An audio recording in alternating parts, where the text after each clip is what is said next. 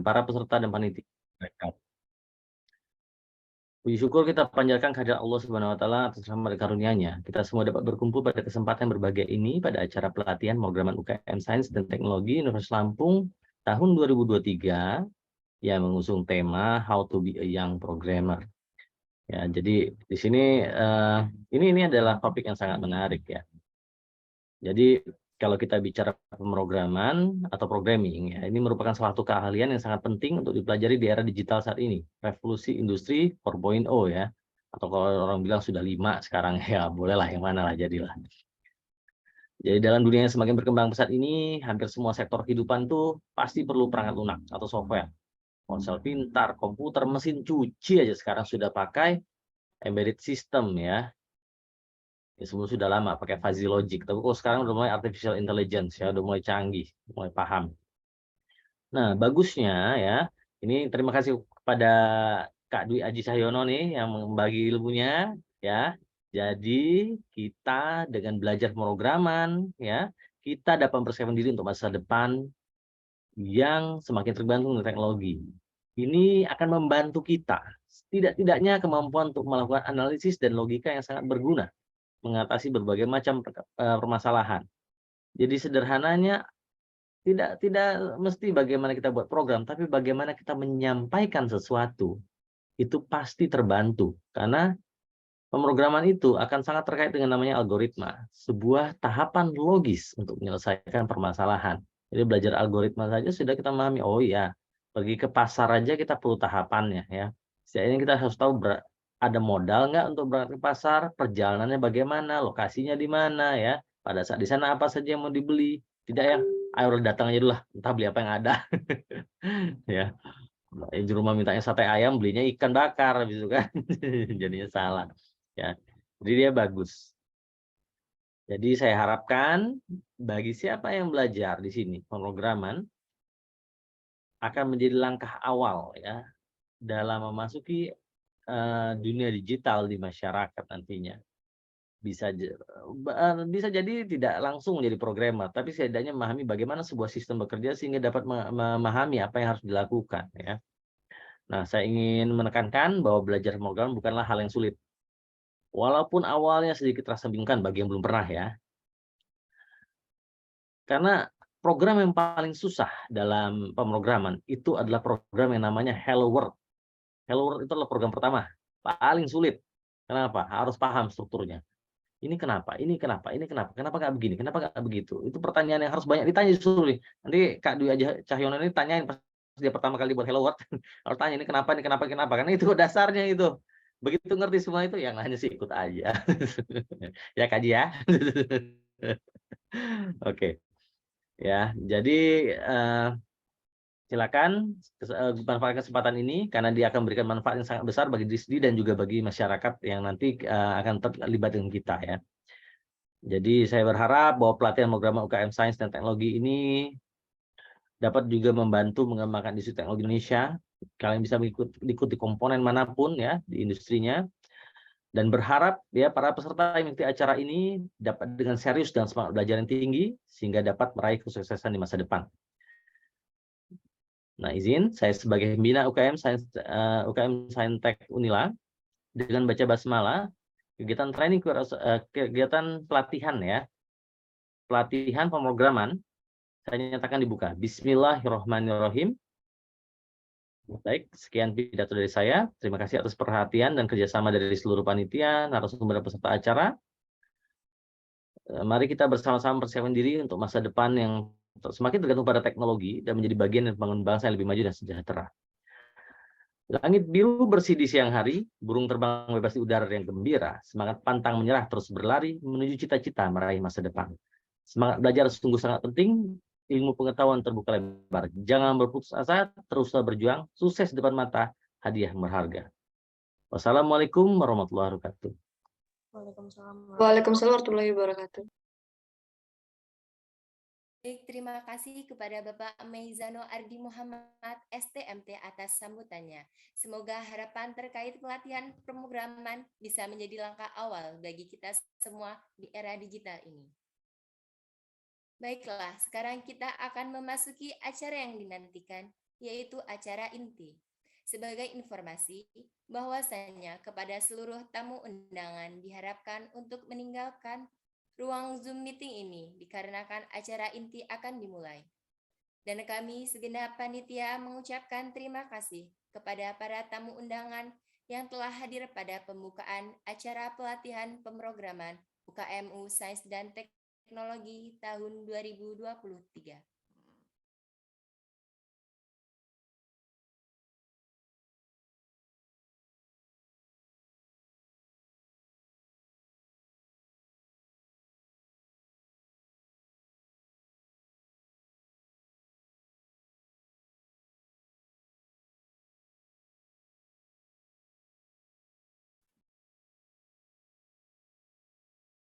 Baik, acara inti yang kita nantikan akan diisi dengan penyampaian materi, pelatihan pemrograman UKMU Sains dan Teknologi tahun 2023 yang akan dipandu oleh moderator. Kepada Saudari Normalita, sebelumnya apakah sudah hadir di Zoom?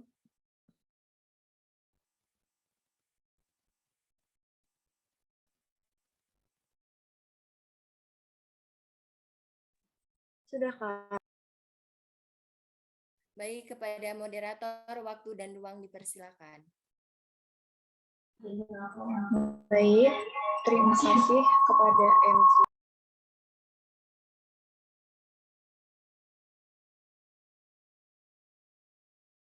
Baik, terima kasih kepada MC.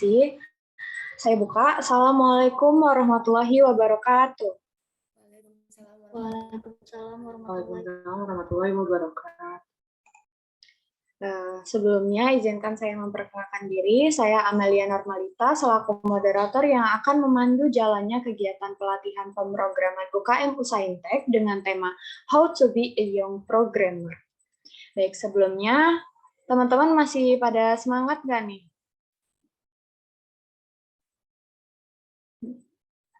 Semangat. Masih dong ya, dan harus tetap semangat sampai acara selesai ya. Pada pelatihan kali ini, kita kedatangan pemateri yang sangat luar biasa, ada Kak Dwi Aji Cahyono. Nah, sebelum masuk ke Kak Dwi, saya akan membacakan terlebih dahulu CV daripada pemateri kita pada pagi hari ini.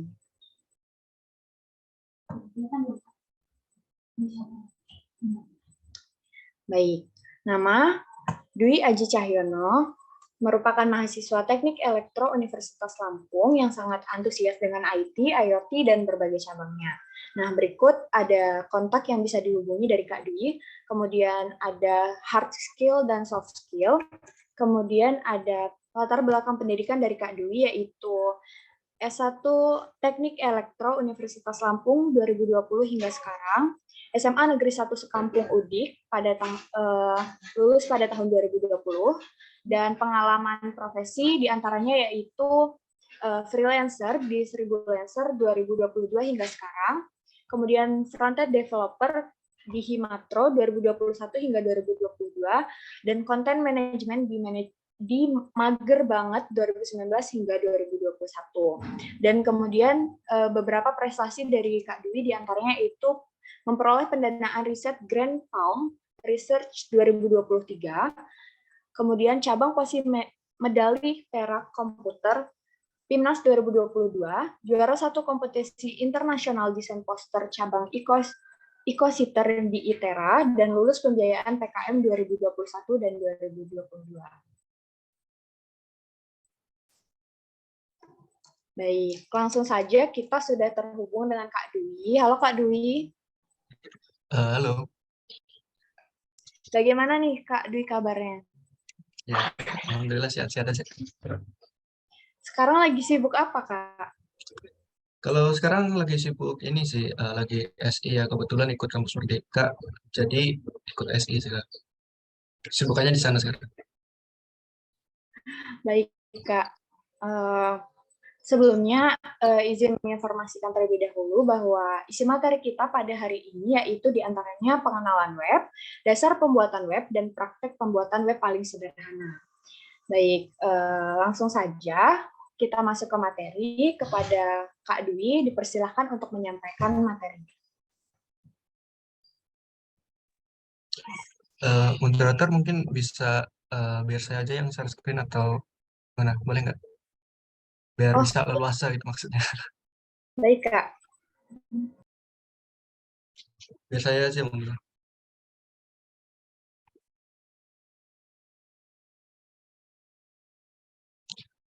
Masih disable ini untuk share screen-nya.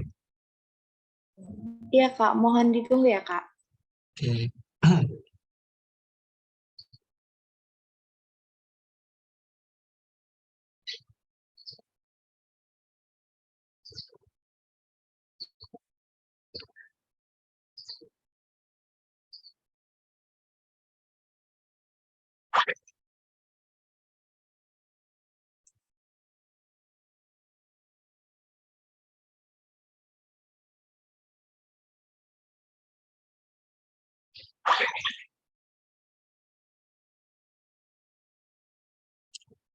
Oke, di sini kalian lihat apa nih, teman-teman? Udah lihat slide presentasinya belum? Slide pertama, Kak. Sudah, Kak. Oke, baik. Bisa saya mulai ya. Sebelumnya, Assalamualaikum warahmatullahi wabarakatuh. Perkenalkan, nama saya Dwi Cahyono. Seperti yang sudah dijelaskan tadi ya, saya adalah mahasiswa teknik elektro. Sebelumnya dan yang paling utama nih teman-teman, disclaimer dulu ya. Di sini saya tidak bermaksud menggurui ataupun jenisnya. Karena mungkin di antara teman-teman mungkin ada yang sudah memiliki skill di atas saya ya. Jadi tujuan saya di sini adalah untuk berbagi ilmu di bidang ini. Di sini ada key point yang akan dibahas. Di antaranya itu yang pertama ada pengenalan website. Oke, jadi kita akan mengenal apa itu website, jenis-jenis website. Lalu kemudian ada dasar pemrograman website, di mana di situ nanti kita akan bahas secara singkat tentang komponen website, pengenalan HTML, serta CSS. Dan yang terakhir itu kita akan melakukan coding sederhana. Nah, apa sih itu website? Website merupakan sebuah halaman yang menampilkan informasi berupa teks atau gambar. Nah, website itu dapat diakses melalui internet menggunakan browser. Browser ini ada di HP, laptop maupun perangkat lainnya ya. Website ini unik. Kenapa? Karena tiap halaman dapat saling terhubung dengan menggunakan hypertext link atau teks yang di dalamnya terdapat sebuah link halaman lainnya. Umumnya, sebuah website itu memuat informasi yang disediakan secara perorangan, kelompok, atau organisasi. Nah, semua informasi yang tersedia pada halaman website disimpan pada web server. Website sendiri itu merupakan teknologi yang sudah ada lama, sejak 30 tahun silam. Tim Berners-Lee, seorang ilmuwan Inggris, menemukan WWW atau World Wide Web pada tahun 1989 ketika ia bekerja di CERN. Nah, selain itu, dari waktu ke waktu, website itu sudah berkembang sangat pesat ya. Sekarang website digunakan tidak hanya untuk media berbagi informasi atau berita. Layaknya sebuah aplikasi pada komputer dan handphone kita, website juga dapat digunakan untuk komunikasi secara real time. Mendengarkan sebuah lagu, mengkonversi PDF, mendownload video, bahkan foto editing sekarang dapat dilakukan pada sebuah website. Nah, di sini ada 3 contoh website, diantaranya web edit foto, web download video, serta web konversi PDF. Nah, memasuki tahap berikutnya, ini ada jenis-jenis website. Jenis-jenis website itu dapat dibedakan berdasarkan fungsinya. Nah, setiap jenis website itu memiliki tujuan dan fungsi yang berbeda, dan dapat dibuat dengan teknologi dan bahasa pemrograman yang berbeda pula. Di sini ada beberapa jenis website yang paling umum digunakan. Yang pertama itu kita bisa lihat pada layar itu adalah website bisnis. Apa itu website bisnis? Jadi website bisnis itu merupakan jenis website yang digunakan oleh perusahaan untuk mempromosikan dan menjual produk atau jasa mereka secara online. Nah, website bisnis biasanya berisi informasi tentang produk atau jasa yang ditawarkan, sejarah perusahaan, kontak, dan cara pembelian. Nah, dengan memiliki website bisnis, perusahaan dapat menjangkau konsumen potensial secara lebih luas, mengoptimalkan brand awareness, serta meningkatkan kepercayaan konsumen terhadap produk atau jasa yang ditawarkan. Selain itu, Website bisnis juga dapat memberikan pengalaman belanja yang lebih mudah dan nyaman bagi konsumen, terutama dalam era digitalisasi yang semakin berkembang. Nah, di slide ini saya mencontohkannya itu web dari Tesla ya. Lalu kemudian ada web e-commerce. Itu apa? Jadi web e-commerce itu merupakan jenis website yang digunakan untuk memfasilitasi transaksi jual beli online. Jenis website ini biasanya digunakan oleh toko online atau marketplace yang menjual produk atau jasa secara elektronik. Nah, website e-commerce ini berisi informasi tentang produk, jasa yang ditawarkan, harga, deskripsi, fitur, serta metode pembayaran dan pengiriman barang. Nah, dalam website e-commerce, konsumen dapat memilih dan membeli produk atau jasa dengan lebih mudah, nyaman, dan cepat tanpa harus datang ke toko fisik. Dalam era digital saat ini, website e-commerce semakin berkembang dan menjadi salah satu opsi belanja yang lebih populer di kalangan konsumen. Selain itu, website e-commerce juga memberikan keuntungan bagi pengusaha dengan menjangkau pasar yang lebih luas dan meningkatkan profitabilitas usaha mereka. Nah, di sini mungkin udah nggak asing lagi ya sama contoh web di bawah ini kan. Nah, website di bawah ini itu merupakan contoh dari website e-commerce.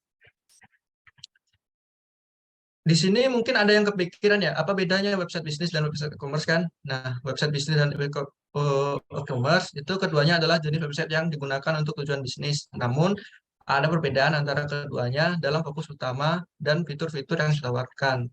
Seperti yang sudah saya jelaskan tadi, website bisnis itu lebih berfokus pada mempromosikan dan mengkomunikasikan informasi tentang bisnis, produk, jasa yang ditawarkan, dan nilai-nilai yang dipegang oleh bisnis tersebut.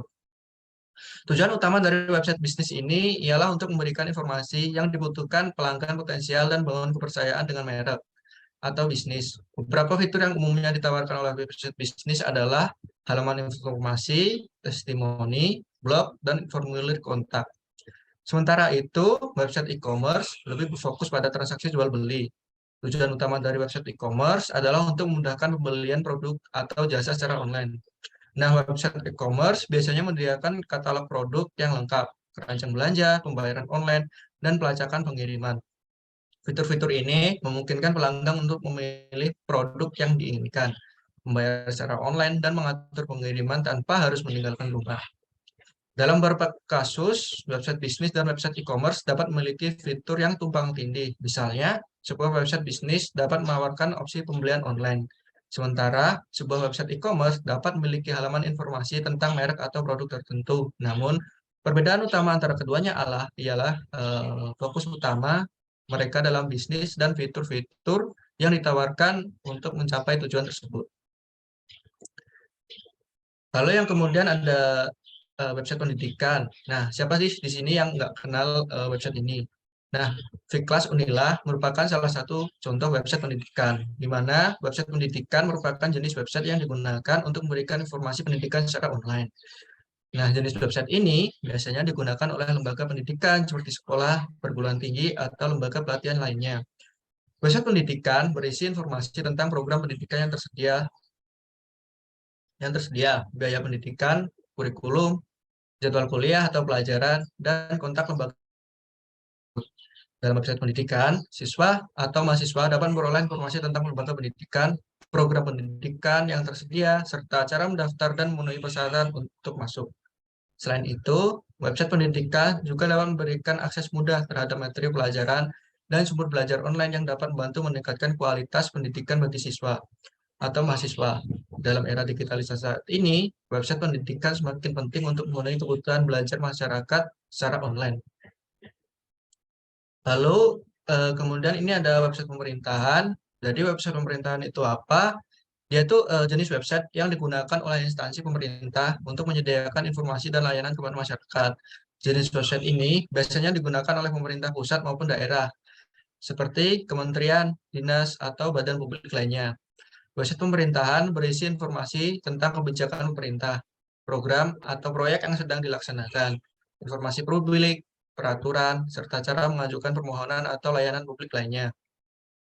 Dalam website pemerintahan, masyarakat dapat mengakses informasi dan layanan publik secara online, seperti mengajukan permohonan dokumen penting, membayar pajak, memperoleh informasi tentang program sosial, hingga melaporkan keluhan atau pengaduan. Dalam era digitalisasi saat ini, website pemerintah semakin penting untuk mempermudah akses informasi dan layanan publik bagi masyarakat secara online. Lalu yang selanjutnya ada unsur penunjang web. Yang pertama itu ada nama domain. Jadi nama domain itu merupakan alamat unik yang digunakan untuk mengidentifikasi sebuah website di internet. Nah, nama domain sendiri itu ada dua bagian, yaitu nama domain khusus atau second level domain yang biasa kita singkat sebagai SLD, dan top level domain atau TLD. Nah, domain khusus atau second level domain itu bagian dari nama domain yang terletak sebelum TLD atau domain utama. SLD biasanya merupakan bagian yang dipilih oleh pemilik website dan dapat menunjukkan identitas atau tujuan dari website tersebut. Nah, SLD itu sering digunakan untuk memberikan informasi tambahan tentang identitas atau tujuan dari website. Misalnya, SLD blog dapat menunjukkan bahwa website tersebut berisi the blog, atau SLD shop dapat menunjukkan bahwa website tersebut adalah toko online. Nah, setiap SLD itu harus unik, tidak boleh sama dengan nama domain lain yang sudah terdaftar. Nama domain dengan SLD tertentu dapat dibeli melalui register domain terakreditasi. Dan selain itu ada domain utama atau top level domain. TLD adalah bagian terakhir dari sebuah domain. TLD juga itu domain level tertinggi dalam sistem domain dan merupakan bagian yang paling dikenal dari sebuah nama domain. Contoh TLD yang populer adalah .com, .net, .org, .id, .edu, .info, dan .biz. TLD ini memiliki makna tertentu dan biasanya digunakan untuk menunjukkan tujuan atau sifat website. Misalnya, untuk tld.com itu sering digunakan untuk website komersial, tld.edu untuk website pendidikan, tld.org untuk website organisasi non-profit, dan tld.gov untuk website pemerintahan. Nah, setiap TLD itu dikelola oleh organisasi yang dibentuk registry, yang bertanggung jawab untuk mengatur nama domain yang terdapat di dalamnya. Pembelian nama domain dengan TLD tertentu dapat dilakukan melalui register domain yang terakreditasi. Pada slide, contohnya itu google.com, di mana Google adalah nama domain khusus dan .com adalah nama domain utama. Nama domain digunakan sebagai identifikasi dan alamat website agar mudah diingat oleh pengguna dan dapat diakses melalui web browser. Selain itu, nama domain juga memainkan peran penting dalam optimasi mesin pencari atau SEO, di mana penggunaan nama domain yang relevan dapat mudah diingat, dapat membantu website mendapat peringkat yang lebih baik di mesin pencari. Yang kedua ada web hosting. Web hosting itu merupakan layanan penyimpanan website dan aplikasi di server yang terhubung ke internet, sehingga website dan aplikasi tersebut dapat diakses oleh pengguna di seluruh dunia. Web hosting biasanya disediakan oleh perusahaan hosting yang menyediakan server dan infrastruktur untuk menyimpan dan mengelola file-file website dalam aplikasi. Dalam layanan web hosting, pengguna dapat menyewa ruang di server untuk menyimpan si file-file website dan aplikasi mereka. Selain itu, penyedia hosting juga menyediakan berbagai fitur tambahan seperti email hosting, database, dan bahkan alat manajemen website. Nah, di situ terdapat penyedia layanan web hosting seperti Niaga Hoster, Rumah Web, LaRocking, Dewa Web, dan lain-lain. Ada berbagai jenis teknologi yang tersedia termasuk share hosting, VPS, dedicated hosting, dan cloud hosting. Nah, setiap jenis hosting memiliki kelebihan dan kekurangannya yang berbeda-beda, tergantung pada kebutuhan dan anggaran pengguna. Lalu kemudian ada teknologi website. Pemilihan teknologi yang akan digunakan dalam pembuatan website akan mempermudah dalam pengelolaan website nantinya. Jika pengguna termasuk orang awam dalam dunia teknologi informasi, disarankan menggunakan teknologi website yang siap pakai, seperti WordPress untuk blogging dan Shopify untuk menyediakan layanan online seperti toko online. Dan masih banyak teknologi website yang banyak di lainnya. Lalu yang keempat itu ada desain website, di mana desain website itu merupakan unsur yang sangat penting dan utama dalam pembuatan sebuah website. Nah, desain ini akan menentukan kualitas dan keindahan sebuah website, serta sangat berpengaruh pada penilaian pengunjung terhadap kebaikan sebuah website. Nah, selain itu, desain juga berperan penting dalam menciptakan kenyamanan pengunjung dan pembaca. Oleh karena itu, dalam pembuatan website, desain harus diperhatikan dengan baik dan diutamakan agar pengunjung merasa nyaman dan tertarik untuk melihat dan mengaksesnya. Contoh dari desain website itu biasanya ada di tampilan halaman depan, about, tentang, dan lainnya. Oke, jadi tadi saya sudah mengenal websitenya. Sekarang kita lanjutkan ke bagian kedua, yaitu dasar buatan website. Nah, sebelum mengenal lebih jauh tentang website, kita perlu nih menyiapkan alatnya dulu, teman-teman. Nah, nama alat atau tools yang kita pakai di sini adalah text editor. Nah, text editor itu merupakan sebuah software yang digunakan untuk membuat, mengedit, dan menyimpan file teks yang umumnya digunakan untuk menulis kode program, dokumen, dan file teks lainnya. Ada banyak text editor yang tersedia dan setiap text editor memiliki fitur dan fungsionalitasnya yang berbeda-beda. Di sini ada text editor yang populer digunakan yaitu Visual Studio Code. Nah, text editor ini dia itu fleksibel ya, dapat digunakan pada OS mana aja yang bisa digunakan di Windows, Mac OS, dan juga Linux. Nah, selain itu juga text editor ini open source serta memiliki banyak fitur yang bisa dikonfigurasikan sesuai dengan keinginan kita. Lalu yang berikutnya ada Sublime Text nih. Nah, Sublime Text ini digunakan pada laptop kentang karena ukurannya yang ringan serta dia itu nggak makan banyak RAM yang berjalan. Dan dia itu simple, jadi buat pemula bisa banget nih pakai ini. Nah, jika Visual Studio Code dan Sublime Text itu perlu diinstal, Notepad ini enggak, teman-teman. Karena Notepad ini udah ada di laptop kita. Jadi kita pengguna Windows, Notepad ini juga merupakan salah satu text editor bawaannya, karena Notepad ini menjadikan format tulisan menjadi plain text. Jadi nanti kita akan belajar membuat program web sederhana menggunakan Notepad. Kemudian ada komponen website.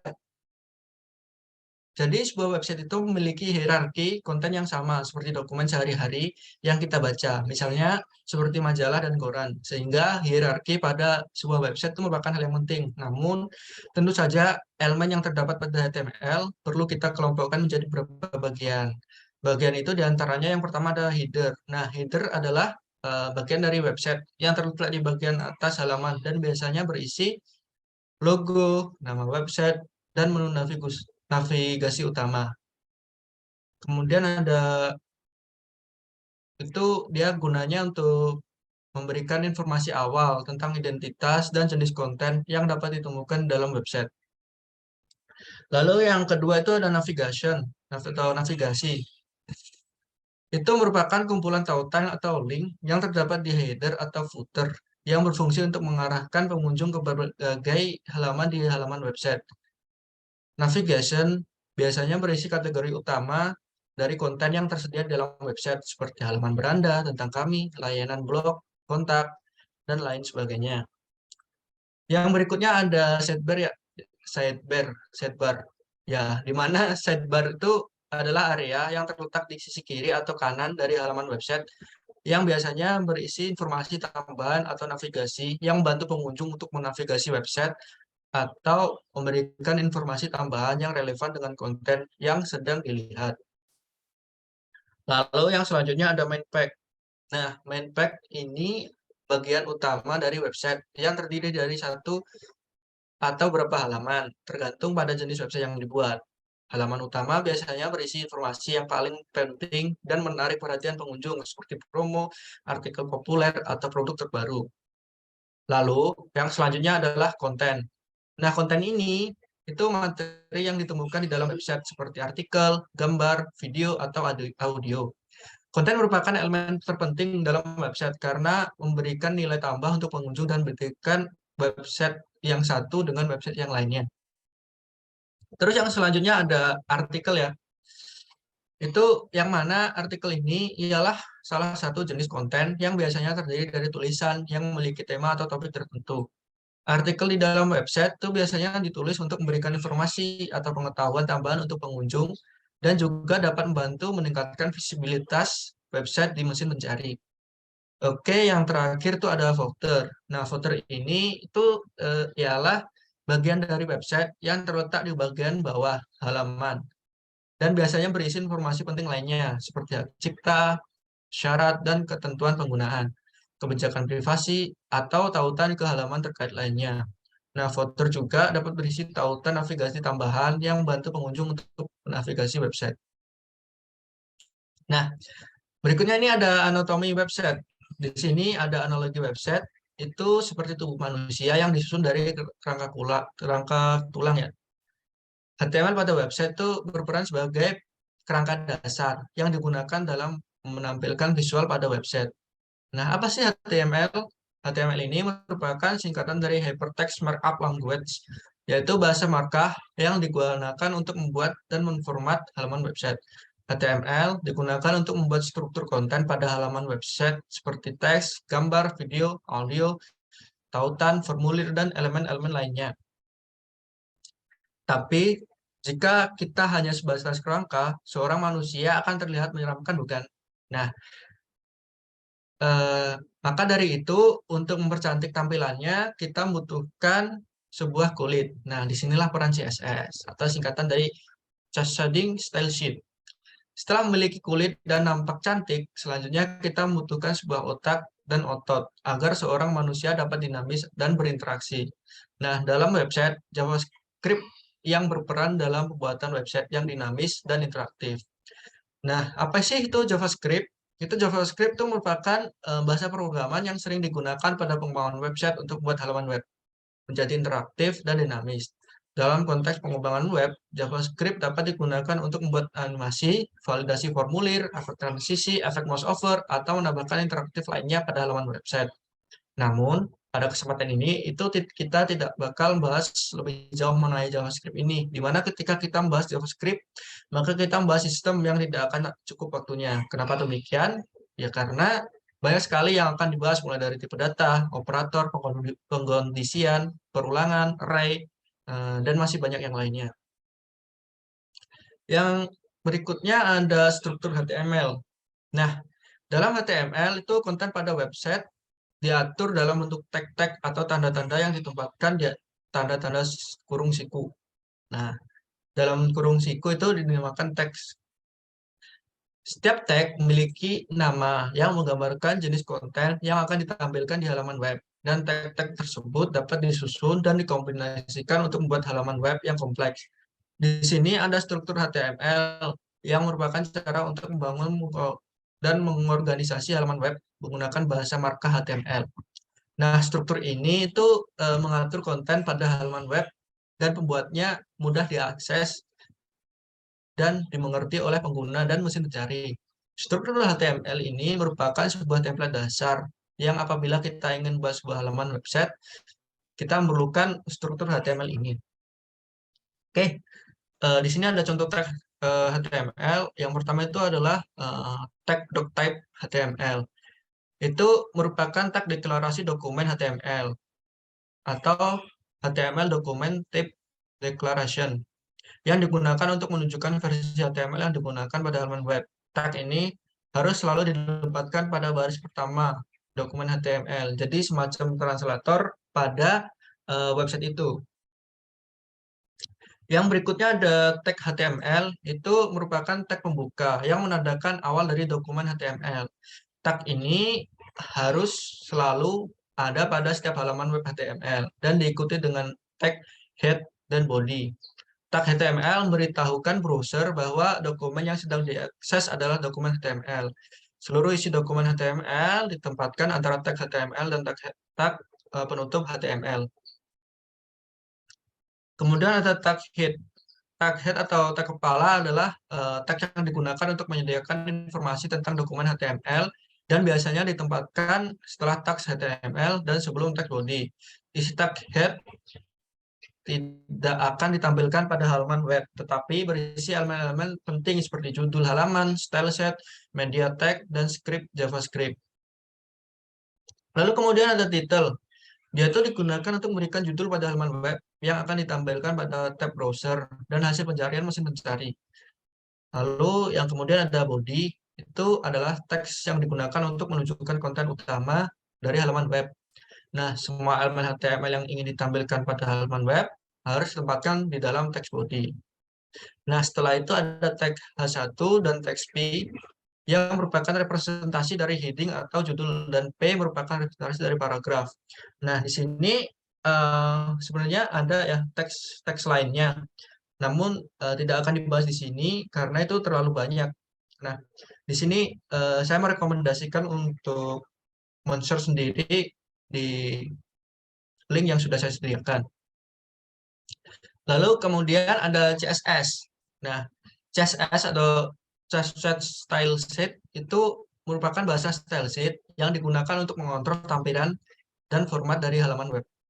Dengan menggunakan CSS, kita dapat memisahkan presentasi visual dari struktur dokumen HTML, memungkinkan kita untuk membuat halaman web yang lebih fleksibel, mudah diubah, dan mudah diatur. Nah, CSS dapat mengubah tampilan halaman web dengan mengubah warna, ukuran, jenis font, dan banyak lagi. Ini juga memungkinkan kita untuk membuat tata letak halaman web yang lebih kompleks, mengatur halaman antar elemen, dan mengatur tampilan responsif agar halaman web dapat tampil dengan baik pada berbagai perangkat dan ukuran layar. Nah, di sini ada perbandingannya ya, antaranya yang menggunakan CSS, yaitu gambar sebelah kiri, serta yang tidak menggunakan CSS, yaitu gambar sebelah kanan. Nah, perbedaannya jelas sekali lebih menarik dari yang kiri, karena terdapat warna-warna font yang lebih rapi, serta tata letak halaman yang baik. Kemudian ada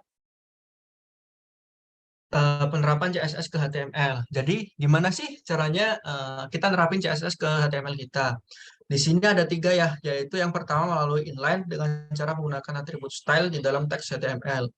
Kemudian ada internal, di mana kita itu menggunakan elemen style di bagian head. Terus yang terakhir ada eksternal, di mana kita dapat menggunakan elemen link untuk menautkan ke file CSS eksternal dengan ekstensi file .css. Oke, jadi di sini kita akan melakukan praktek coding ya, teman-teman. Boleh ikutin nih, karena kita mau buat website sederhana menggunakan Notepad dulu ya. Bentar, saya stop share, dan kita buka Notepad-nya. Kalian boleh ikutin juga ya, pelan-pelan.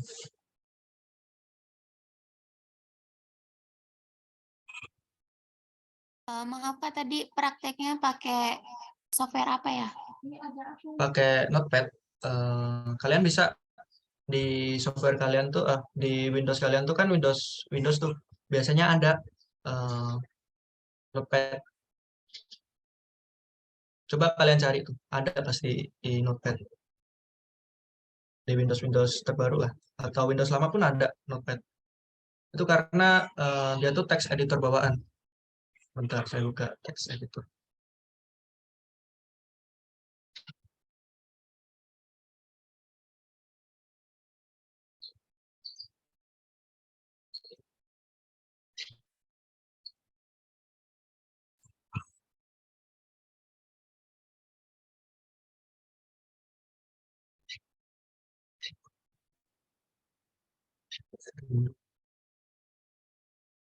Nah, kelihatan kan? Kelihatan nggak nih Notepad-nya? Kelihatan Kak. Kelihatan ya? Nah, di sini ada Notepad. Kalian tuh bisa bukanya di laptop. Lalu kemudian kita bisa mengikuti template dari HTML ini ya. Jadi di sini ada live coding. Jadi misal ada error ataupun kesalahan itu kita ya error gitu. Nggak bisa di-cut juga. Ini kan soalnya live, bukan video ya. Yang pertama itu ada type HTML. Kita bisa mengikuti template ini ya.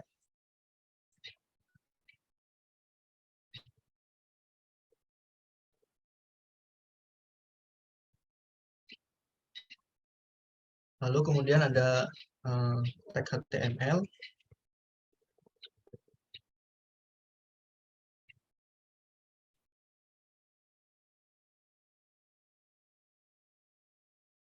Kemudian ada tag head, itu buat identifikasi dari halaman websitenya.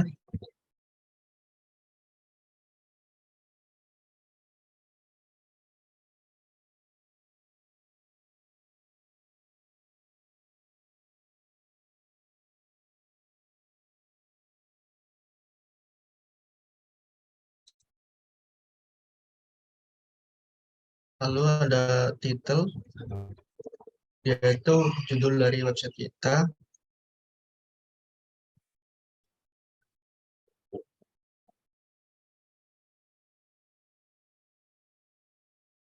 Lalu kemudian ada body. Jangan lupa tag-nya.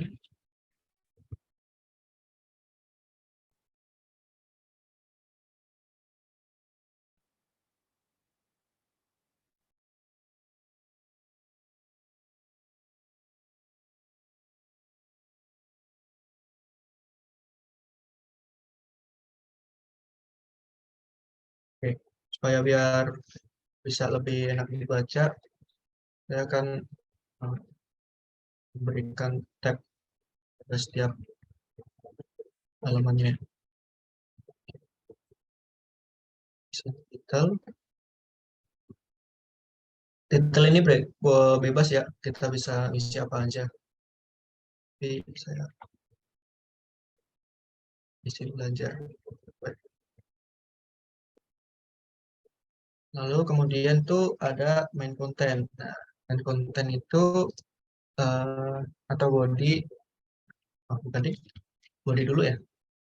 Dalam body ini itu kita bisa meletakkan konten utama dari website ini. Lalu setelah itu kita bisa menerapkan styling. Kita tab. Kita coba H1 dulu. H1 itu merupakan sebuah header atau judul dalam tag HTML.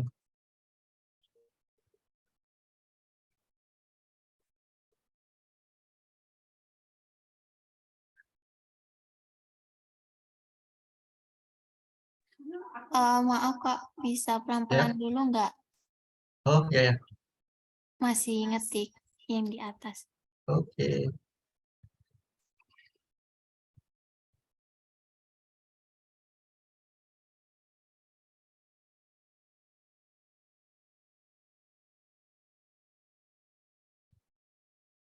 Di sini kalau misal kalian udah ada penutup tag itu kan di sini ada penutup tag nih. Kalian langsung aja bisa nih kayak misal lihat atau kepalanya. Jadi kalian buka teks dulu, buat tag kayak ini, buat tag. Habis itu kita copy, kita pastikan di belakangnya. Nah, baru kita berikan tanda miring atau miring ini di belakangnya.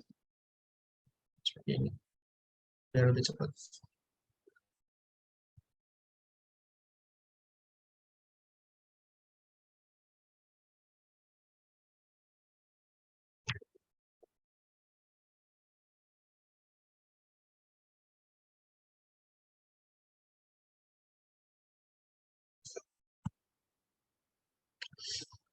Kalian bisa ngikutin ya, kayak gini.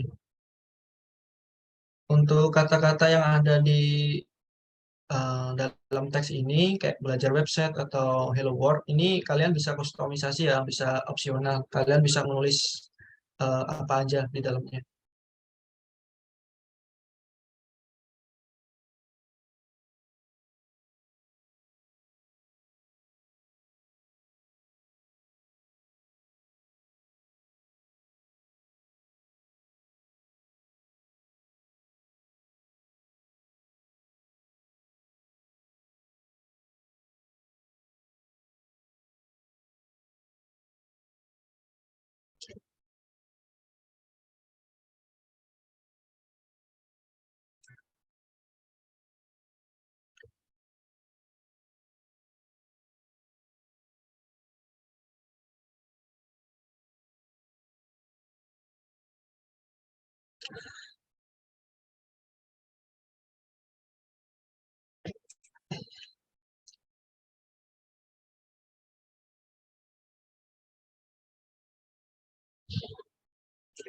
Oke, udah belum? Ada yang kesulitan nggak nih? Bisa on cam ya, teman-teman. On cam, on mic maksudnya.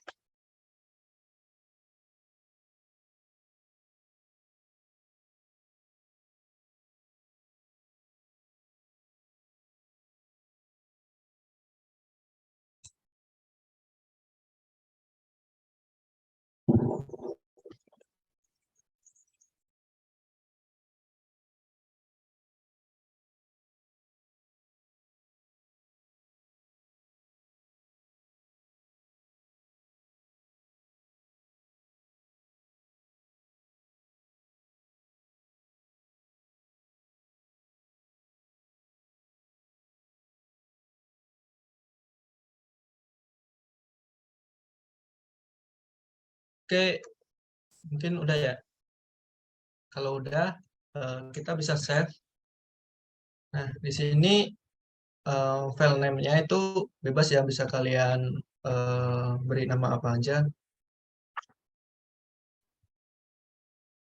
Nah, jangan lupa teman-teman, kalau misal kalian ingin menjalani teks HTML, itu di belakangnya itu kita pilih ekstensi .html. Biar si browser itu bisa membaca apa yang kita tuliskan di dalamnya. Oke. Nah, ini udah ada filenya. Tuh. Di sini ada program Hello World. Karena kita nulis di sini H1 untuk Hello World, sedangkan untuk yang lainnya kita juga bisa melakukan styling. Kita bisa menambahkan teks lainnya ya. Misal kita mau menambahkan paragraf, kita juga bisa menambahkan paragraf di bawah Hello World.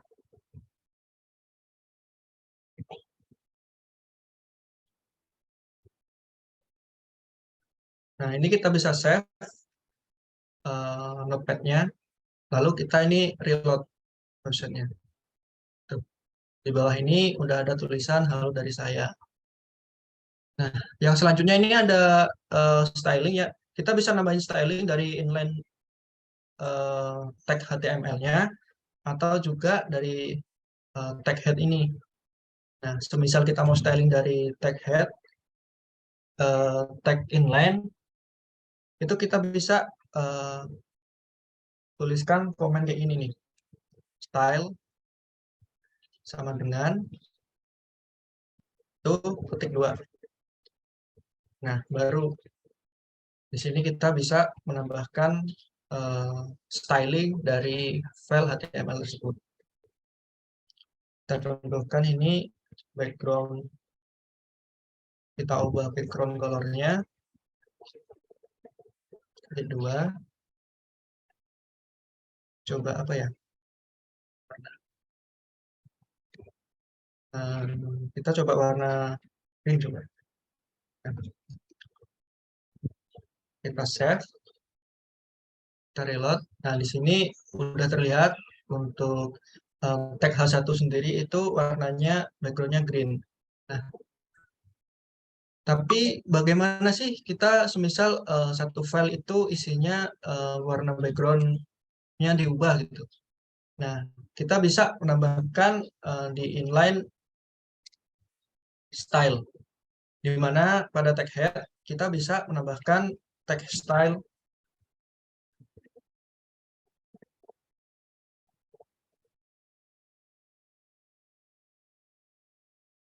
Setelah itu, setelah tag style, kita baru menuliskan style dari CSS-nya itu.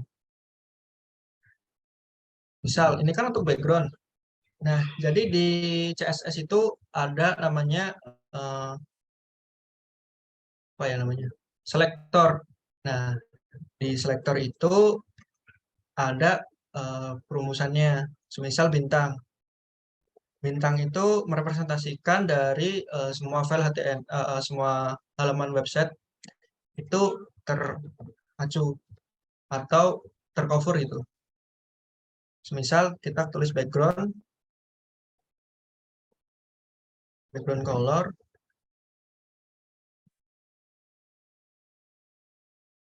blue.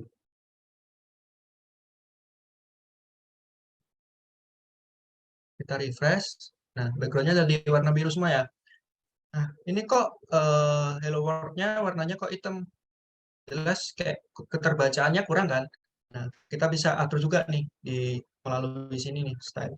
Dengan cara itu H1. Jadi yang di CSS itu ada namanya selektor. Nah, di mana selektor itu memiliki fungsi atau tugasnya yang berbeda-beda. Di mana kalau kita misal ini tag H1, itu sama aja tuh tag H1 juga. Nah, untuk semua itu saya jelaskan tadi, itu bisa bintang. Nah, itu masih ada banyak yang lainnya seperti kelas atau ID. Nah, di sini saya contohkan untuk H1 saja.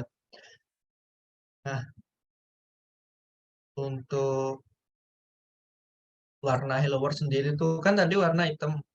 Kita bisa juga mengubah warnanya jadi warna putih. Misal, kita color, kita white. Kita refresh, warnanya menjadi putih. Nah, kemudian ada tag P. Tag P kita juga bisa mengubah ukuran fontnya, ukuran font. Di mana ukuran font itu kita bisa menggunakan selector atau komen itu font size. Itu merepresentasikan dari ukuran font yang akan kita ubah. Misal, kita ini ada font 18 pixel. Kita save. Nah, lihat kan perbedaannya sebelumnya. Atau kalau nggak bisa lihat nih, nggak bisa perbedaannya, nggak bisa lihat perbedaannya, kita sekalian gedein aja nih 180. Tuh, itu langsung berubah ya. Setelah itu colornya nih, colornya bisa kita ubah juga. Nah, udah ada yang nyoba belum teman-teman?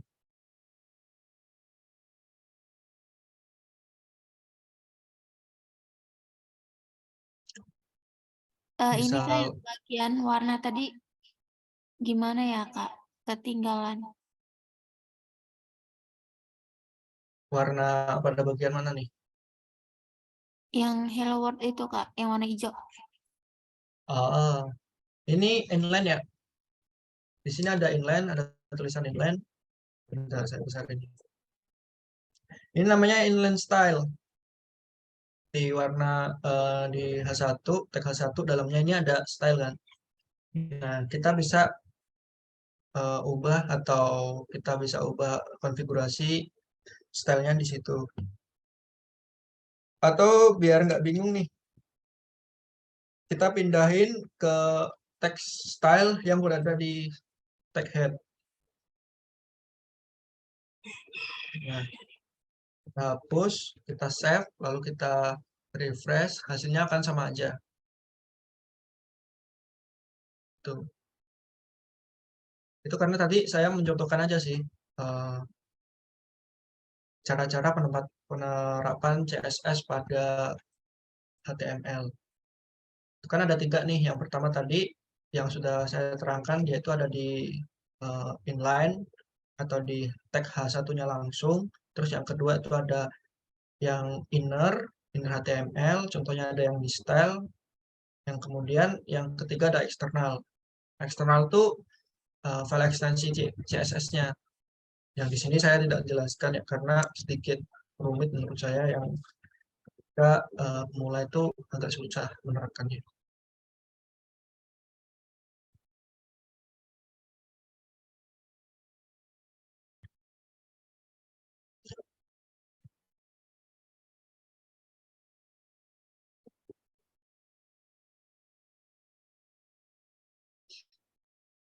Misal H1 nih, Kak, ubah H1-nya ke tengah dong. Kita bisa pakai text align.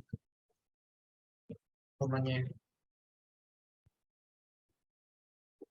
Kita klik enter, kita save, ke tengah kan, dianya.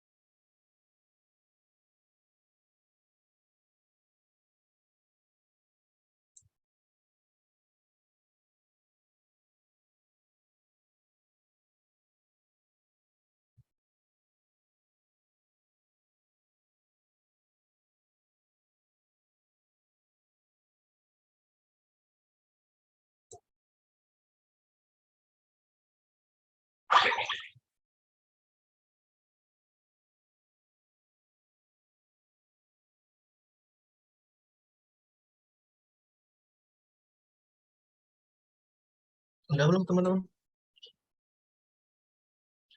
Atau mungkin bisa share screen deh. Bisa dilihat hasilnya. Gimana?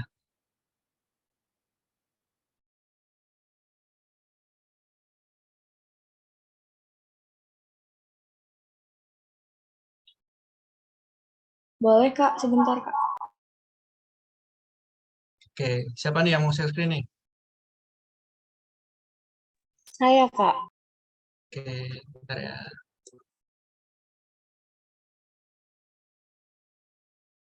Kita bisa lihat contohnya.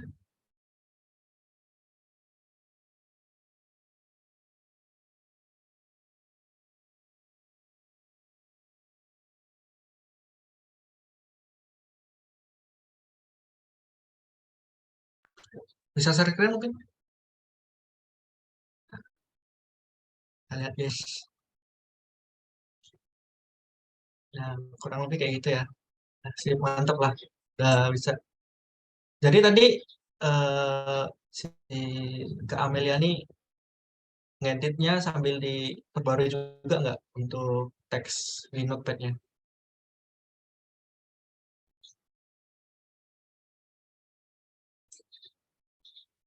Iya, Kak. Habis itu direfresh kan udah bisa. Berarti udah bisa ya teman-teman, mungkin bisa mengikuti yang lainnya. Oke, terima kasih untuk Amelia Normalita, kakak. Ini oke, selanjutnya kita lanjutkan lagi ya.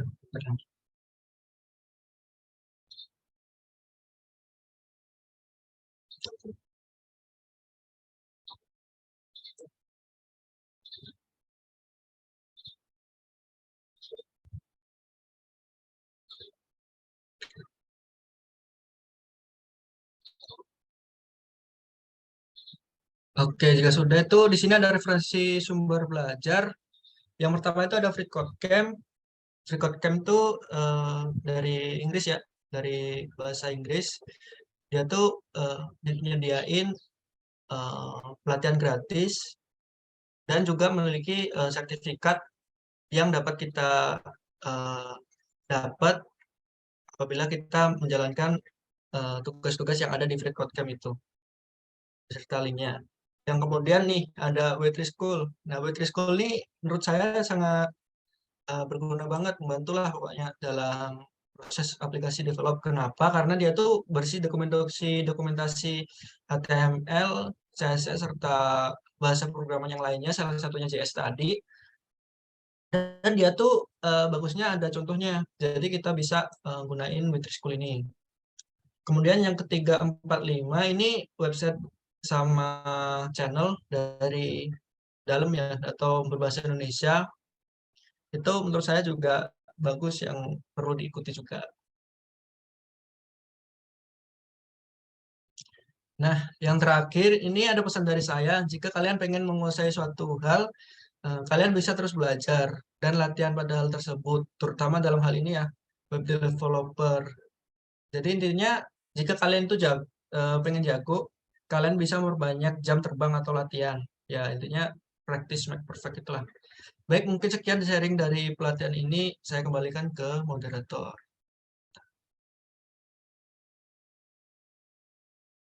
Baik, terima kasih, Kak.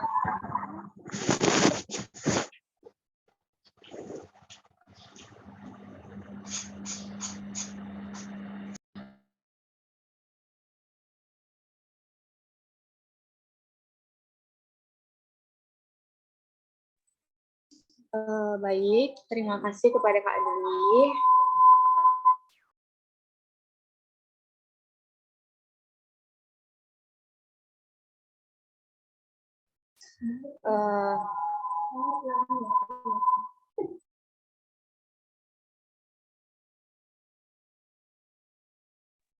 Wah, penyampaian materi dari Kak Dwi sangat menyenangkan dan asik ya teman-teman semua.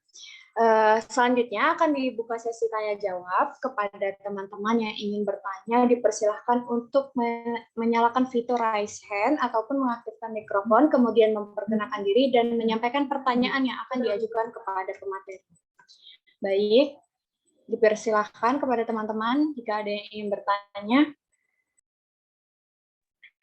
Sudah ada Kak Apri Puspitasari. Dipersilahkan kepada Kak Apri untuk memperkenalkan diri, kemudian menyampaikan pertanyaannya kepada Kak. Izin memperkenalkan diri ya Kak, nama saya Apri Puspitasari. Nah, di sini aku mau nanya, kan tadi kita udah bahas kayak warna, terus kayak tata letaknya kayak gitu kan Kak.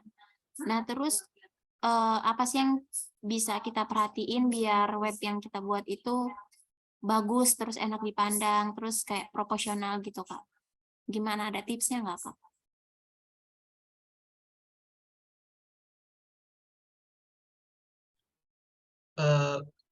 Tips ya dari pengalaman saya tuh ada beberapa hal yang kita perhatiin tuh dalam pembuatan website biar websitenya itu tampilannya lebih menarik. Atau itu yang pertama itu dari desain ya, udah pasti itu desain tuh pasti menarik dan mudah dinavigasi, atau kita bisa meniru gaya-gaya atau website penulisan desain website yang ada di website-website luar. Contohnya seperti yang ada di, misal kita mau buat shopping lah, shopping website, itu kita bisa memilih Tokped ataupun Shopee. Nah, kemudian tuh konten website tuh harus informatif dan relevan dengan tujuan website kita. Jadi semisal nih kita mau buat website yang isinya itu list produk atau detail dari produk. Nah, di situ kan jelas tuh ada list produk kan, jelas. Kita tuh jangan kayak misal menambahin tentang informasi tentang perusahaan, itu kan kayak melenceng jauh kan. Kemudian tuh ada responsif. Nah, responsif karena penggunaan website itu nih lebih banyak yang di HP. Jadi kita bisa menggunakan website itu, membuat website itu secara responsif dan dapat diakses melalui berbagai perangkat. Kalau untuk tadi desain juga sih yang paling pengaruh sih sebenarnya desain.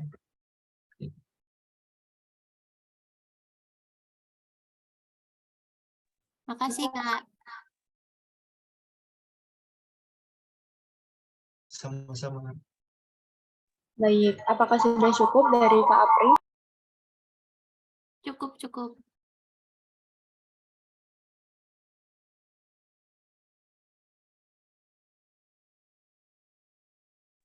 Baik, selanjutnya sudah ada Kak Akila yang sudah menyalakan fitur raise hand. Dipersilakan kepada Kak Akila untuk memperkenalkan diri, kemudian menyampaikan pertanyaan yang akan diajukan. Terima kasih ya moderator dari kasih kesempatan.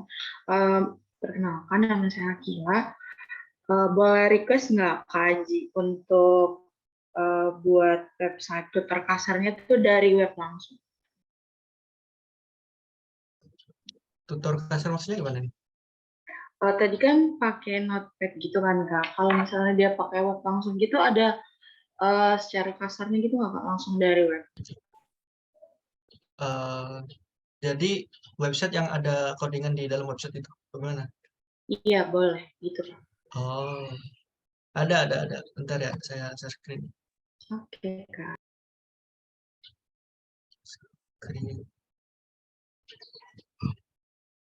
Di sini kita bisa menggunakan code sandbox namanya.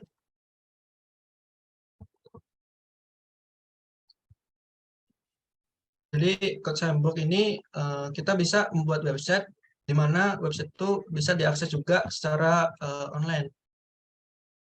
Caranya gimana? Kita bisa klik di new sandbox. Nah, di sini banyak nih contoh-contohnya. Kita bisa pilih HTML misalnya.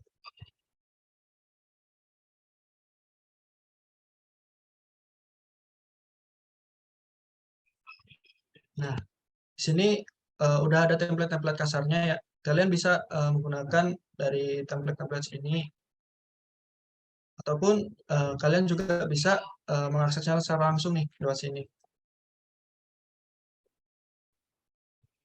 Tuh.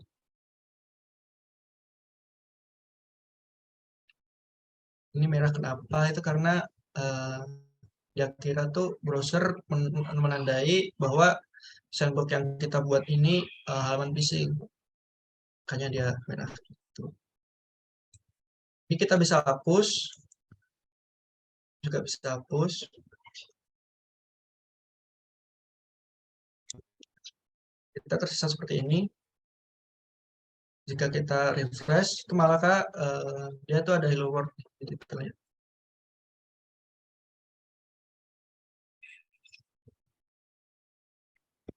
Misal kita ingin melakukan tag atau menulis barulah nih. Ini sudah ada apa namanya command palette-nya juga nih. A1, A2, A3, A4 nih.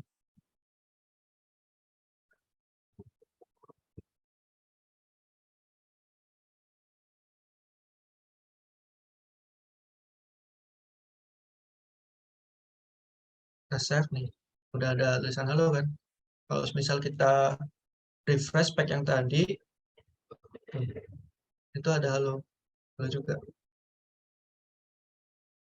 Oke. Jadi kita bisa pakai code sandbox namanya.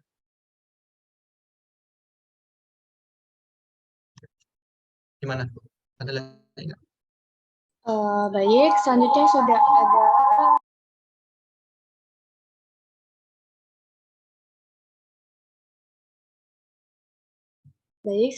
sudah ada pertanyaan di kolom chat, Kak. Saya izin membacakan ya, Kak. Dari Kak Muhammad Arifin Ilham. Selamat pagi, Kak. Langkah-langkah untuk membuat website responsif di semua device bagaimana ya, Kak?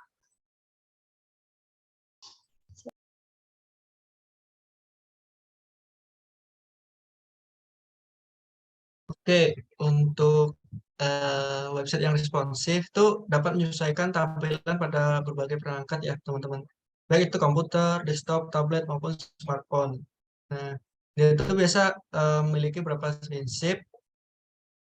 Yang pertama itu ada CSS Media Query. Nah, di mana Media Query itu CSS yang memungkinkan kita untuk menyesuaikan tampilan website pada berbagai perangkat. Nah, dalam Media Query ini juga kita dapat menentukan ukuran layar minimum dan maksimum dan menentukan gaya CSS yang berbeda untuk masing-masing ukuran layar. Yang kemudian apabila itu kan CSS itu Media Query ini lebih ke natif ya, atau kita bisa mengatur ukurannya secara manual. Nah, kita bisa itu ada framework responsif. Nah, namanya framework itu nih semacam kita tuh kayak komen, dia tuh bisa melakukan berbagai macam hal-hal yang dapat kita lakukan seperti responsif tadi. Nah, ada banyak framework itu responsif seperti Bootstrap, Foundation, Materialize CSS yang bisa membantu kita untuk memudahkan proses pembuatan website responsif. Nah, dengan menggunakan framework juga itu kita dapat dengan mudah membuat tata letak dan desain yang responsif. Oke, mungkin itu sih untuk Arifin. Baik, kepada Kak Muhammad Arifin, apakah jawabannya sudah cukup?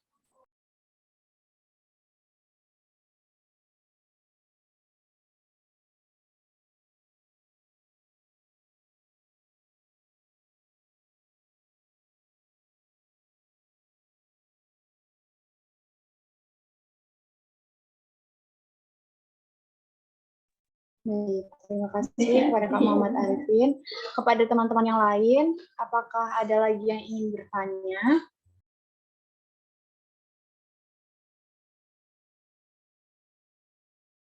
Ada. Boleh nanya lagi nggak, moderator? Dipersilahkan kepada Kak Akila untuk menyampaikan pertanyaan. Oke, mungkin pertanyaannya di luar dari website tadi ya. Kak Aji ini mulai mempelajari tentang web ini dari SMA atau baru masuk kuliah ini, Pak? Kalau dari saya dulu itu kan sebenarnya ketertarikan dulu ya sebenarnya dari awal-awal masuk kuliah itu sebenarnya udah membuat website yang pertama. Jadi yang sudah saya referensikan tadi itu kan ada WPU nih, Web Programming Unpas yang ada di slide-nya tadi.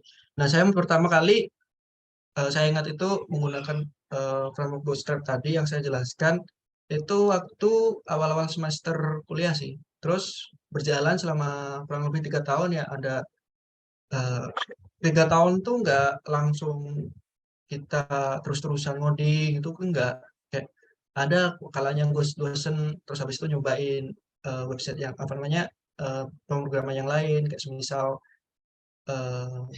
Android developer atau kayak semacam atau UI UX gitu. Terus kita balik lagi ke HTML tadi untuk web development itu semenjak semester 5 kemarin ya. Waktu itu ada PPK Ormawa sama PKM. Nah, di PKM itu nih kayak semacam buat interface dari alat kita. Jadi kita develop pakai website tersebut. Sama untuk PPKM untuk yang lainnya itu kayak semacam website desa. Terus sempat juga kayak semacam ada dari cutting sendiri itu nyaranin project. Jadi saya menggarap project kayak gitu. Jadi tertarik lagi ya kayak gitu. Ditambah kemarin kan gue ikut Saintek juga periode sebelumnya itu juga nge-develop dari website UKM Saintek sendiri. Mungkin sekarang udah hilang ya websitenya. Intinya dulu ada sih UKM Saintek websitenya itu. Udah, seperti itu.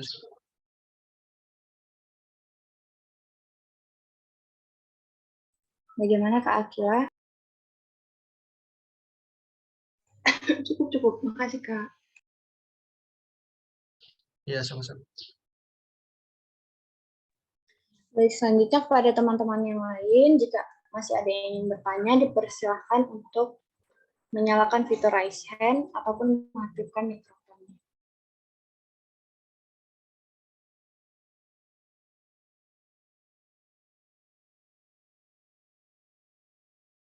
Baik, mungkin sambil menunggu pertanyaan dari teman-teman yang lain, saya izin bertanya, Kak.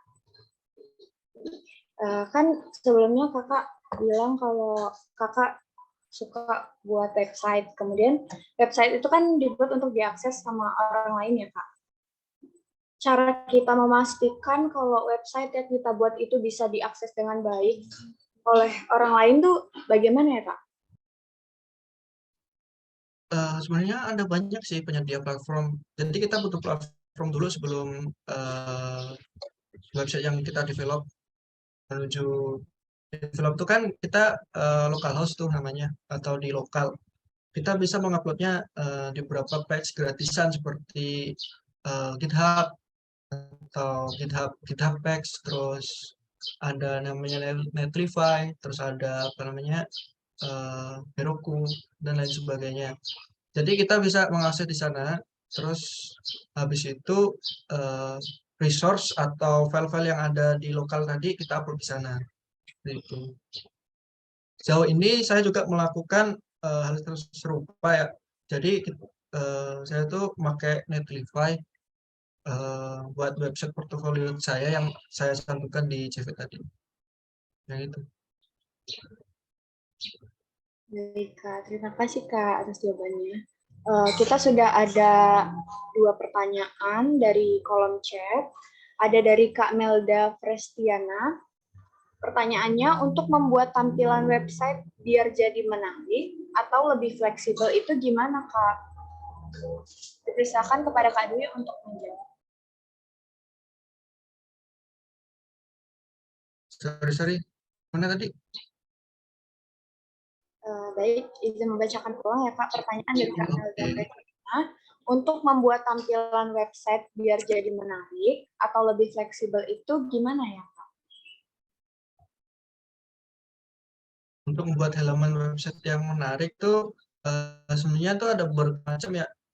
Sebenarnya tuh kita sebagai web developer itu nih bisa menggunakan UI UX yang sudah disediakan ya. Jadi dalam industri juga atau dalam pengalaman saya itu dalam membuat website itu kita mendesain websitenya terlebih dahulu nih di platform desain seperti Figma. Saya menggunakan Figma juga untuk mendesain website.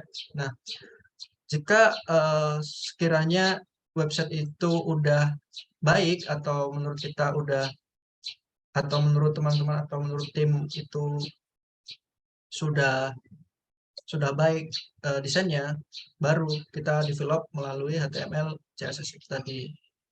Dan jika untuk fitur-fiturnya sendiri kita menambahkan JS ataupun kita menuruti sesuai permintaan klien.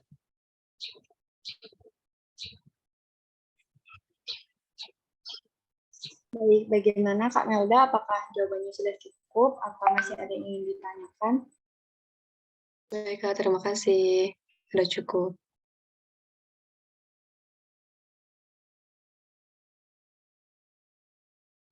Baik, selanjutnya ada pertanyaan dari Kak Yunita Rahmawati.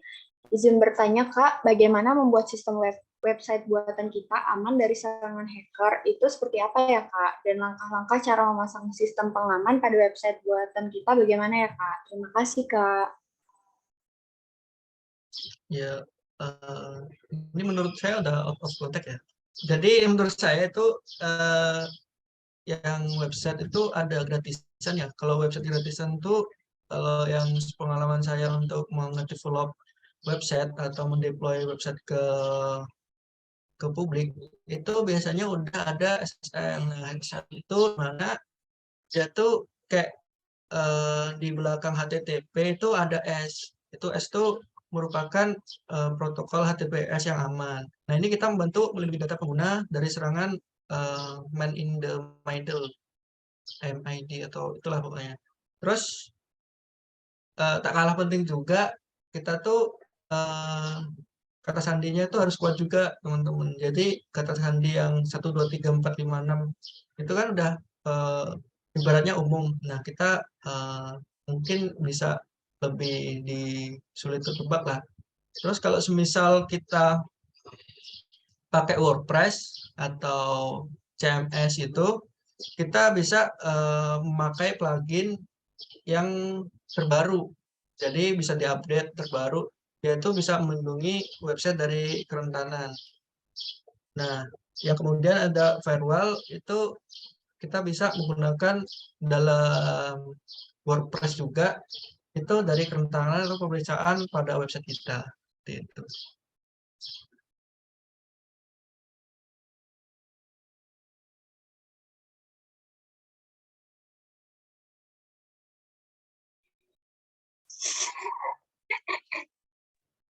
Baik, bagaimana Kak Yunita?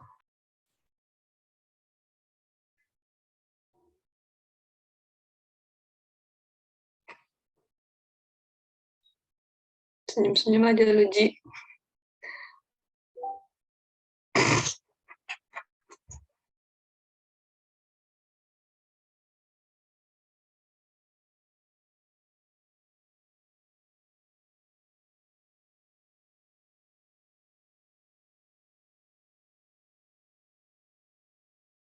Baik, mungkin cukup ya.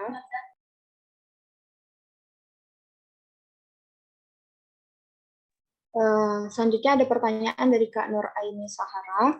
Izin bertanya Kak, biasanya kesalahan apa yang sering terjadi saat buat coding sehingga website yang kita buat itu error? Dipersilakan kepada Kak Aldi untuk menjawab. Oke, kesalahan apa yang sering buat error ya? Itu biasanya kesalahan sintaks sih yang sering buat error atau kesalahan-kesalahan umum pada file CSS kita. Misal kita mau buat ini websitenya konten kita ke tengah gitu. Nah, kalau nggak ke tengah itu biasanya mungkin dari kesalahan tipografi kita salah ataupun sintaks-sintaks salah. Nah, seperti yang saya jelaskan tadi, itu ada web3 School itu bisa membantu kita dalam menulisan sintaks. Ataupun kita juga semisal mentok kita bisa tanya dari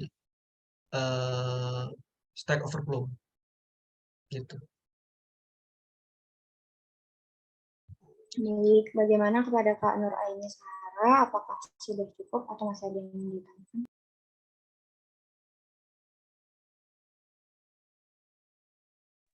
Oke, selanjutnya sudah ada Kak Renata Adisti Pratiwi yang sudah menyalakan fitur raise hand. Dipersilakan kepada Kak Renata untuk memperkenalkan diri kemudian menyampaikan pertanyaan.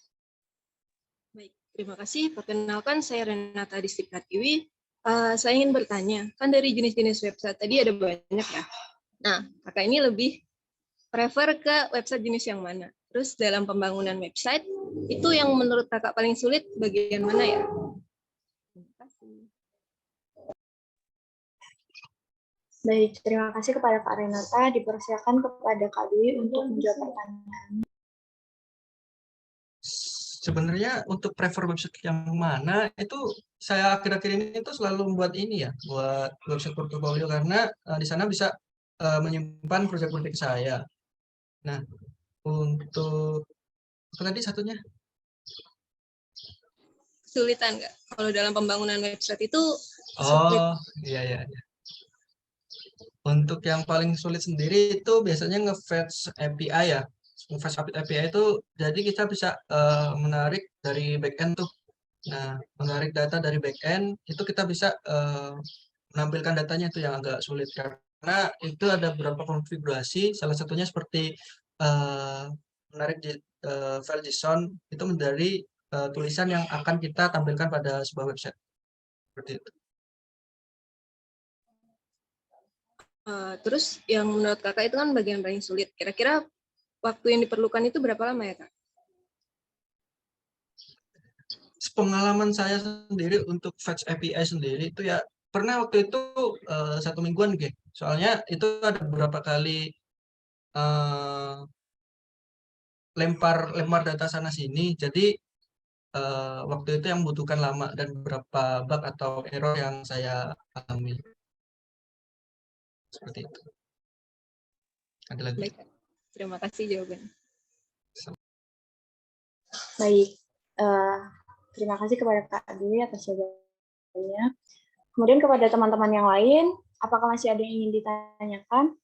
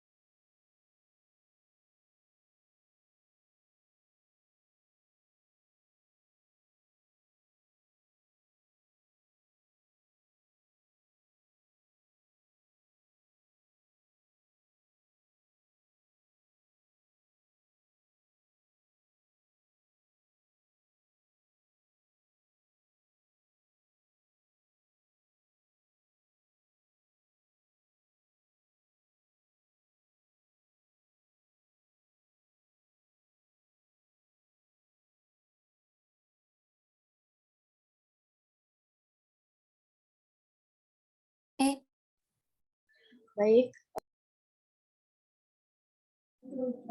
ada Kak Apri Puspitasari yang sudah menyalakan fitur raise hand. Dipersilakan kepada Kak Apri untuk menyampaikan pertanyaannya.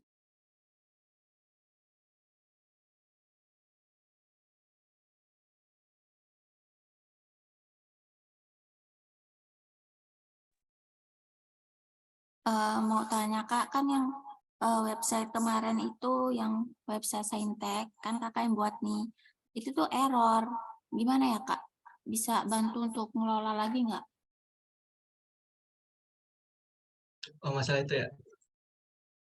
Oke, mungkin nanti bisa dilihat ya karena saya juga lupa nih login page-nya apa juga. Kayak username-nya udah hilang juga sih. Juga itu kan udah lama kan, mau di develop lagi berarti kan.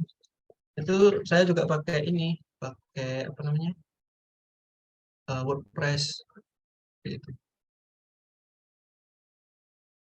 Bisa lah nanti aku bantu kalau buat mau nampilin lagi gitu. Soalnya ada berapa plugin juga mungkin itu yang perlu diupdate. Udah lama nggak dibuka juga kan itu. Itu. Oke, makasih ya, Kak. Baik, terima kasih kepada Kak Apri atas pertanyaannya. Mengingat waktu yang sudah akan mencapai batas akhir, saya buka satu pertanyaan terakhir kepada teman-teman yang ingin bertanya, dipersilakan.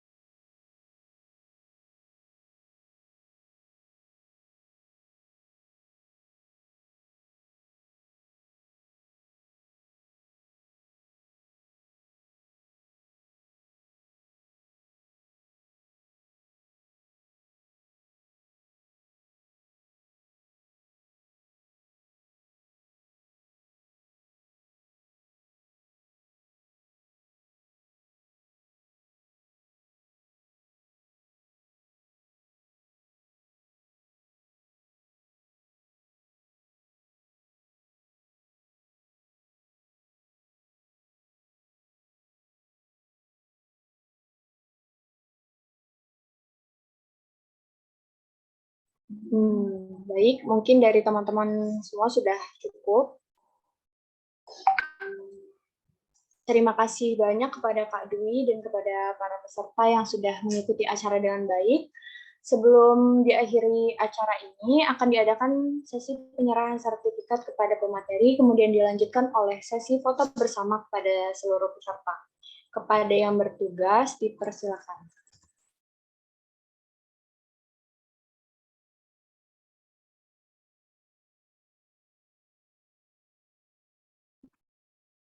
Baik, sebelumnya terima kasih kepada Kak Dwi Aji Cahyono yang telah mengisi materi pada hari ini. Ini ada sertifikat dari Saintek sebagai bentuk rasa terima kasih telah mengisi materi pada acara pelatihan pemrograman hari ini. Mohon diterima, Kak.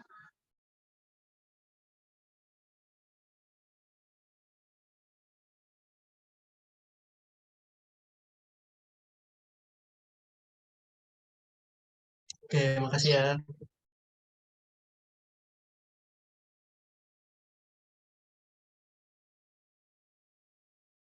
Baik, dilanjutkan untuk sesi foto bersama, dipersilakan kepada yang bertugas. Dimohon untuk on cam, teman-teman.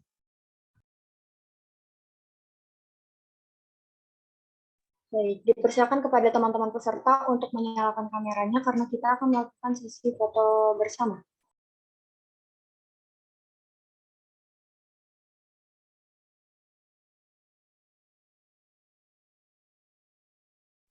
Baik, saya pandu ya, teman-teman. 1, 2, 3. Hmm. Hmm.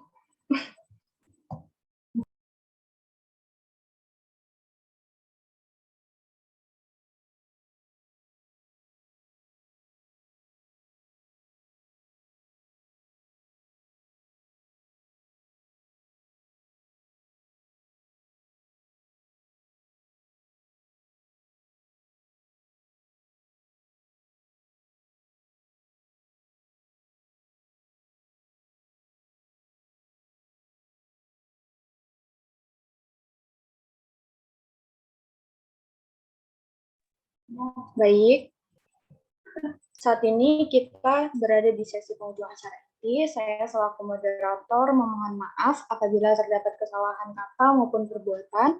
Kepada Allah saya mohon ampun. Saya akhiri. Wassalamualaikum warahmatullahi wabarakatuh. Saya kembalikan kepada TM. Waalaikumsalam warahmatullahi wabarakatuh.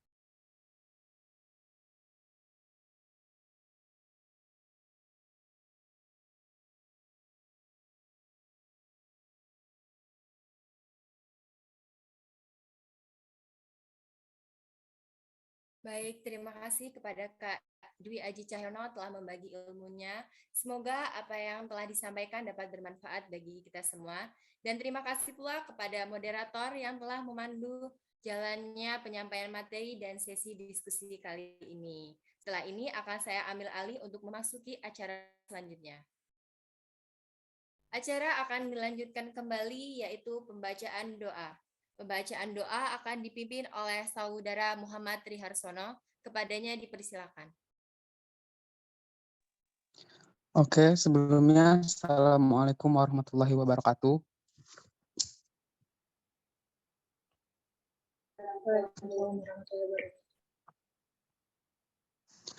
Sebelum kita menutup pertemuan hari ini, marilah bersama-sama kita berdoa untuk mengucap syukur atas kegiatan yang telah kita laksanakan pada hari ini.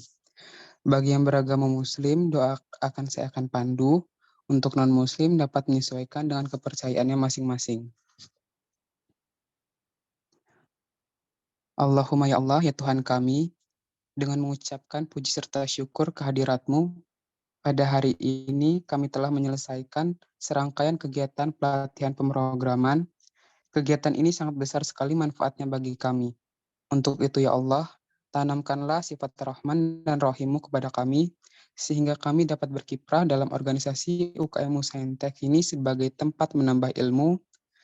Atas segala rahmat karunia-Mu ya Allah, Engkau limpahkan kepada kami pada hari ini dengan penuh keakraban dan bahagia. Kiranya Engkau memberikan barokah dan ridho-Mu pada pelatihan yang kami laksanakan ini. Dengan telah berakhirnya pelatihan ini, kiranya ya Allah, Engkau dapat melimpahkan pengetahuan dan kekuatan kepada kami. Dan Engkau tumbuhkan rasa persaudaraan, persatuan yang kokoh di antara kami terjalin dengan baik dan utuh.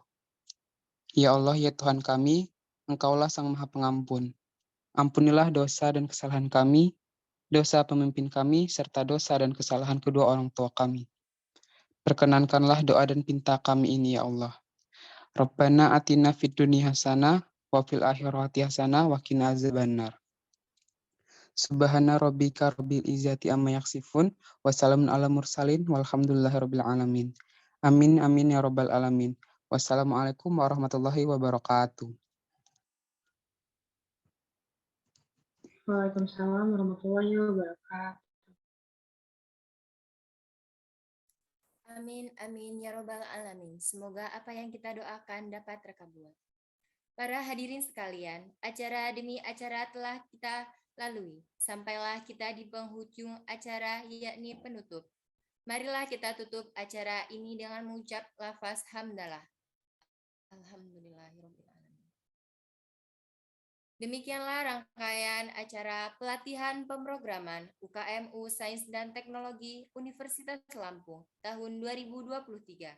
Semoga dengan telah terlaksananya kegiatan ini, anggota UKMU Sains dan Teknologi dapat mengimplementasikan materi yang telah diberikan dan bisa menjadi UKM yang lebih baik dengan terus berorientasi untuk perkembangan ilmu sains dan teknologi di masa depan.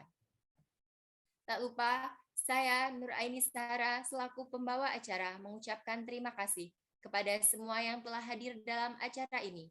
Saya mewakili panitia yang bertugas, memohon maaf atas segala kesalahan dan kekurangan.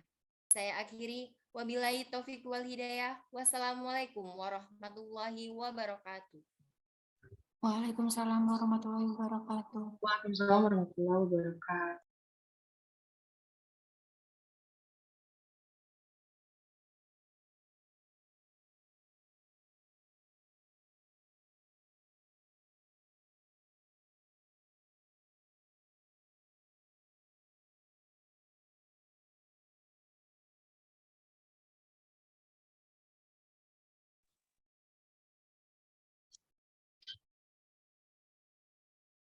Udah boleh live kan ini?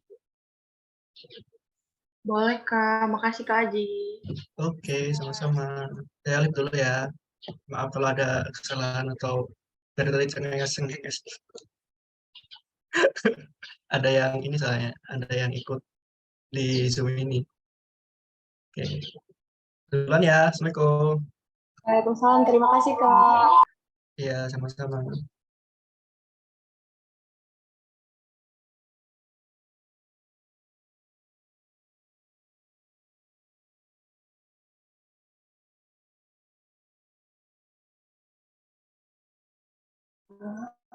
Pada para peserta, jangan ada yang keluar dulu.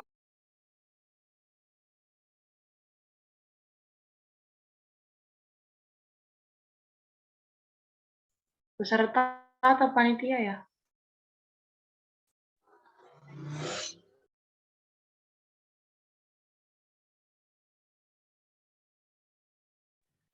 Semua, Kak. Semua.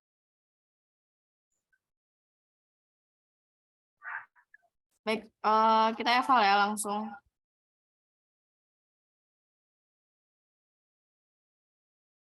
Untuk panitia sama anggota Saintek-nya mungkin jangan keluar terlebih dahulu. Terutama panitia. Oh, Mbak, sebentar. Apri, mungkin bisa diberhentiin aja nih rekam. Oh iya, recordnya Pri.